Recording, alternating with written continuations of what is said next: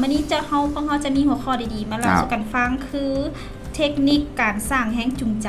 ให้ทีมงานในองค์กรของผู้บริหารที่จำเป็นต้องมีเนาะจากการมาผู้ใดที่ว่าจะตั้งปฏิบัติก็สมเสยแล้วก็สืบต่อจะตั้งปฏิบัติไปหากว่าท่านใดยังขาดตัวนี้ได้ยังที่บ้านยังพวกเฮาบ่ได้เฮ็ดซึ่งก็สามารถนำเอาความรู้ที่ว่าพวกเฮาเอามาฝากมาตอนนี้นำไปจะตั้งปฏิบัติเบิ่งเนาะก็เชื่อมั่นว่าจะประสบผลสำเร็จหั่นล่ะเนาะบ่หลายบ่น้อยอันนี้ก็ฝากไว้กันแล้วกันซึ่งในนั้นก็สิมีอยู่7ข้อเนาะ7ข้อใหญ่7ข้อใหญ่แล้วก็เป็นข้อเล็กๆน้อยๆที่เราทักกันมันก็บ่เหนือความพยายามของเราที่ว่าจะตั้งปฏิบัติเนาะสำหรับข้อที่1ในการสร้างเทคนิคแห่งจูงใจให้ในองค์กรพวกเฮานั้นก็คือ1ต้องมีความคิดริเริ่มเนาะอันนี้เป็นสิ่งที่สำคัญเลยเนาะถ้าหากว่าท่านสิเป็นผู้นำองค์กรนะก็ความคิดของท่านนั้นก็จะเป็นต้นเหตุหรือว่าเป็นปัญหาจุดเด่นๆแล้วล่ะว่าเฮาสิเฮ็ดกันจังได๋สินำพาลูกทีมกันเฮ็ดจังได๋เนาะซึ่งว่าเพิ่นมีความจังซี่เนาะต้องมีความคิดริเริ่มถ้าหากการสิเฮ็ดสิ่งใดเกิดขึ้นผู้นำที่ดีจะเฮ็ดให้มันเกิดขึ้นที่ดีเสมอเมื่อทีมงานเห็นว่าเจ้าริเริ่มเป็นผู้ริเริ่มที่ดีแล้วคงบ่เป็นเรื่องยากที่ว่าจะให้กับเจ้าท่านเป็นผู้ที่ริเริ่มนำอันนี้ก็แม่นแล้วแม่นแล้วข้อ2แม่นรับฟังความคิดเห็นเนาะผู้นำที่ดีมักจะตั้งคำถามเพื่อให้ทีมงานได้มีโอกาสในการสนทนาแลกเปลี่ยนความคิดเห็นกันเสมอเส้นมีวิธีใดเด้ที่เฮาสามารถใช้เพื่อจุดประกายให้พนักงานตื่นเต้นกับการเพิ่มปริมาณการเฮ็ดเวียกทุกๆมื้อเนาะข้อนี้คือแม่นการเปิดโอกาสให้ทีมงานเนาะได้มีความคิดเห็นเนาะต่างๆเนาะเพราะว่าแต่ละคนเขาจะมีความคิดเห็นที่หลากหลายแตกต่างกันเฮาสามารถเอามาประยุกต์ใช้ในยุคปัจจุบันได้เนาะเจ้าข้อที่3เป็นผู้นำในแถวหน้าเพิ่นว่าอันนี้ก็ถูกต้องเลยเนาะองค์กรของท่านสิสำเร็จได้ก็ท่านก็ต้องเป็นผู้นำในแถวหน้าก่อนก็สิว่าโดยรวมเลยเนาะพนักงานมีความต้องการกำลังใจหลายกว่าการถูกกำหนดเนาะการโดยแบบว่าสร้างกำลังใจให้กับทีมงานหลายก่อนที่ว่าสิมากำหนดเท่าก่อให้จังซี่เด้อเท่าขอให้จังซี่เป็นจังซี่เป็นจังซี่นะอันนี้มันเพิ่นเว้าเป็นจังซั่นเนาะถูกมอบเวียดโดยบ่สามารถปฏิเสธได้เด้อันนี้ก็แม่นได้โดยรวมแล้วก็ท่านตัวอย่างว่าเท่าก่อให้จังซี่เด้อเพิ่นถูกเวียกที่ว่าเพิ่นบ่ถนัดเด้ดังนั้นผู้นำที่ดีจงเบิ่งกว้างมองไกลแล้วเฮ็ดในสิ่งที่ตัวเองถนัดและพัฒนาทีมงานด้วยความคิดที่สร้างสรรค์หลายขึ้นเนาะจึงจะถือว่าเป็นผู้นำที่เหมาะสมและยืนอยู่แถวหน้าข้อที่4เฮาเด้ข้อที่4เนาะเข้าใจปัญหาอย่างลึกซึ้งเนาะการเป็นผู้นำบ่แม่นว่าจะมีพรสวรรค์ติดตัวมาในตัวเนาะแต่กำเนิดแต่มาจากการเรียนรู้และฝึกฝนอ่านหนังสือรวมทั้งประสบการณ์ตัวจริงในการเฮ็ดเวียก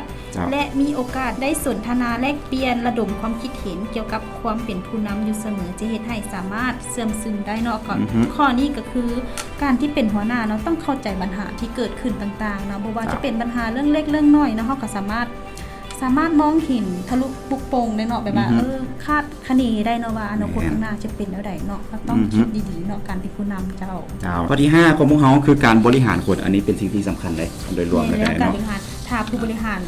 รคนบ่ได้เนาะธุรกิจจะเป็นจังไดเนาะเราต้องแบบ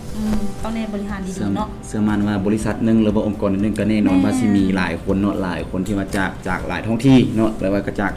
คนละพ่อคนละแม่กันมาอยู่แล้วเนาะฉะนั้นเฮาสิบริหารกันจังได๋นี่เพื่อว่าให้มีว่าแต่จุดหมายอันเดียวปลายทางอันเดียวมีเป้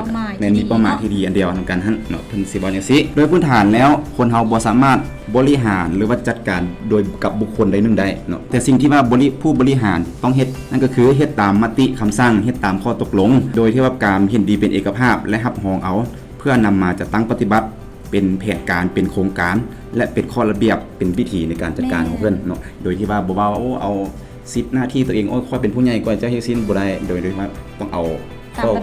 ตามระเบียบตามแผนการตรงข้อกำหนดฉะนั้นข้อระเบียบหรือว่าแผนการตามข้อกำหนดเนี่ยต่างๆก็สิเห็นดีเป็นเอกภาพคนในองค์กรหรือว่าเป็นความยุติธรรมแหละโดยรวมแล้วก็ส่วนข้อที่6เนาะแม่นการนำพาผู้อื่นด้วยความกระตือรือร้นเนาะเจ้า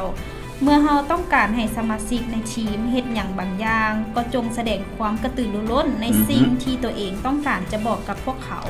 เพราะความกระตือรือร้นสามารถส่งไปยังผู้อื่นได้หากเฮากระตือรือร้นกับความคิดของเขาแล้วคนอื่นก็จะกระตือรือร้นไปตามเนาะก็คือเฮาต้องได้สร้างแรงจูงใจให้กับพนักงานว่าสมมุติว่าเฮาอยากเฮ็ดหยังอยากเฮ็ดแบบใดเนาะเพื่อทีมงานจะได้เฮ็ดตามเฮาจะเป็นผู้นำที่ดีเฮาก็ต้องมีผู้ตามที่ดีเฮาก็ต้องได้คิดก่อนเว้าเนาะเจ้าสิมีลูกทีมที่ดีเฮาก็ต้องคิดก่อนเว้าโดยรวมนะคิดก่อนเว้าเสมอข้อที่7คือการมีส่วนร่วมในการเฮ็ดเวียกอันนี้เป็นสิ่งที่สำคัญละเนาะถ้าหากว่าท่านเป็นหัวหน้าในเรื่องเนาะมีแต่สร้างมีแต่บ่เฮ็ด ตัวอย่างว่า แม่ สิมันก็ประสบผลสำเร็จความประสบผลสำเร็จก็ยากโดยรวมนะเนาะการจูงใจที่ได้ผลก็คือการลงมือเฮ็ดเวียกกับบรรดาพนักงานเพิ่นว่า อันนี้ก็สำคัญเลยเนาะเพราะว่าก็สิฮู้ทุกเรื่องเลยล่ะถ้าหากว่าเจ้าลงไปเฮ็ดนี่นะเนาะบ่ว่าสิเป็นเรื่องทุกข์เรื่องยากหรือว่าเรื่องแง่ใดที่ว่าสิควรพัฒนาแง่ใดที่ว่ามันเป็นจุดบกพร่องในขององค์กรของท่านเนาะอันนี้มันถ้าหากว่าท่านลงมือไปเฮ็ดตัวจริงมันสิฮู้เนาะคนเฮาทุกคนมีสิทธิเสมอภาคเท่าเทียมกัน เมื่อธุรกิจมีกำไรทุกคนก็จะต้องได้รับโบนัสคือกัน อันนี้มันเป็นข้ออย่างไรเกินว่าเป็นแง่คิดหนึงหรือว่าเป็นกำลังใจหนึงให้กับทุกคนในองค์กรการมีส่วนร่วมของหัวหน้านะมันจะต้องแบบสร้างกำลังใจสร้างแรงผลักดันให้กับองค์กรมาสิได้หมายความว่าไว้เอากำไรลูกเดียวอันนี้คือบ่แม่นเนาะอันนี้ว่าถ้าหากว่าองค์กรเขาเป็นองค์กรหนึงที่ว่าประสบผลสำเร็จฉะนั้นเจ้ากับคนหนึงคือว่าจะต้องได้ประสบผลสำเร็จ แม่น คือ แล้ กัน ว เนาะ เขาต้องให้กำลังใจซึ่งกันและกันเนาะ แม่น ในการ ละ เรียกเจ้า อันนั้นก็เป็น7ข้อใหญ่ๆหรือว่า7ข้อหลักๆเนาะที่ว่าพวกเรามาฝาก เจ็ดข้อหลักๆ ตอนกันฮะเนาะโดยที่ว่าในหัวข้อที่ว่าเทคนิคการสร้างแรงจูงใจเนาะให้กับทีมงานที่อยู่ในองค์กรของผู้บริหารที่ว่าจำเป็นจะต้องมีแบบนี้เนาะ แม่นแล้ว ถ้าหากว่าท่านใดที่ว่าได้ฟังหรือว่า